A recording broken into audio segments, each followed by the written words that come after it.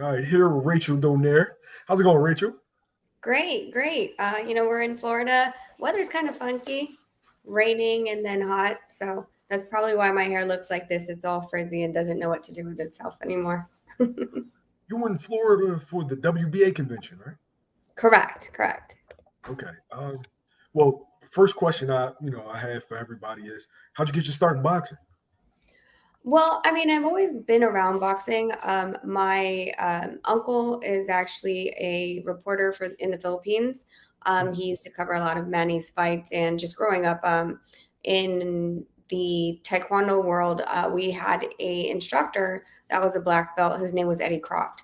So I was always around boxing. That was a way that me and my father connected, and so we'd always watch fights and things like that. Of course, one of the female fighters that was in Taekwondo before she went into boxing is Anna Hulatin.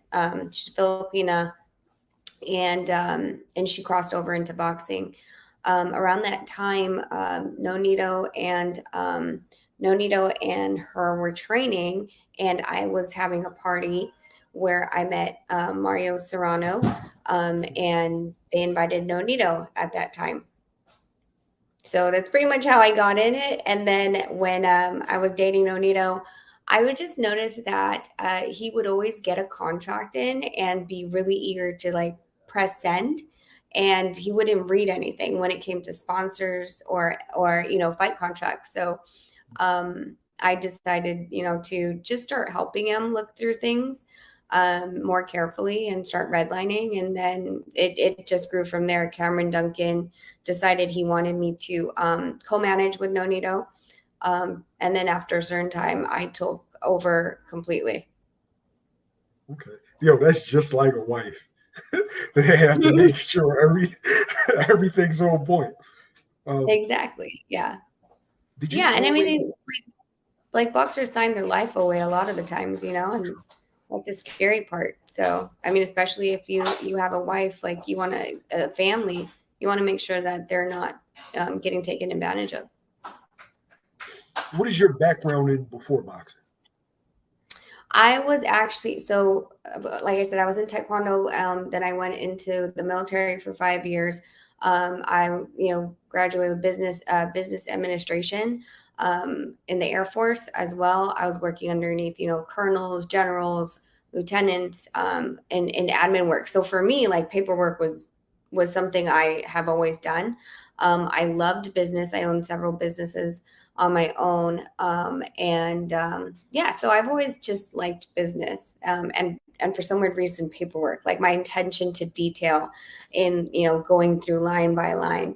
I really wanted to be a lawyer, but of course that didn't end up happening in the Air Force because I would have had to go JAG, but I didn't stay in long enough for me to pursue that career path. Now, how how was the transition from the military being, everything straight up and down, rules and regulations, to boxing being like this organized chaos? It was an adjustment because I always, I'm really about, like I said, detail. And there really isn't much, like you said, it's organized chaos. There's not much rules. There's rules, but it's like people don't always follow them. Like if it doesn't apply, like they're like, oh, that's a rule, but it doesn't apply to me. You see things like move in boxing that you would never see in the military.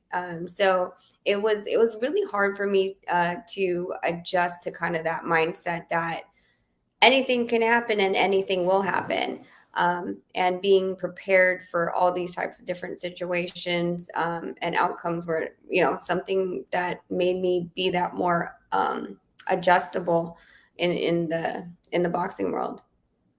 Okay. If there's a young fighter watching this about to turn professional, how important it is to have a manager? Well, how important is it to have a manager? It is. I believe it's extremely important to have a manager, especially if you don't have the business background. Now, if you're going to school for management, sports management, then yes, why not try to represent yourself? And you're going to learn throughout the process. But if that's not really what you want to do, for example, Nonito doesn't want to deal with his contracts. He doesn't want to sit in negotiations. He doesn't want to, answer emails as far as like for fights and things like that. He just strictly wants to focus on boxing. In that case, you need someone that really is going to look over every single fine detail, and not just someone that looks good on paper, someone that you really trust. Because you also have to remember, like, these managers can they can take all the way up to 33 and a third percent. Their situation is their paycheck is normally tied into yours, and you want to make sure that that they're not just getting their paycheck, but in addition to protecting you for future fights.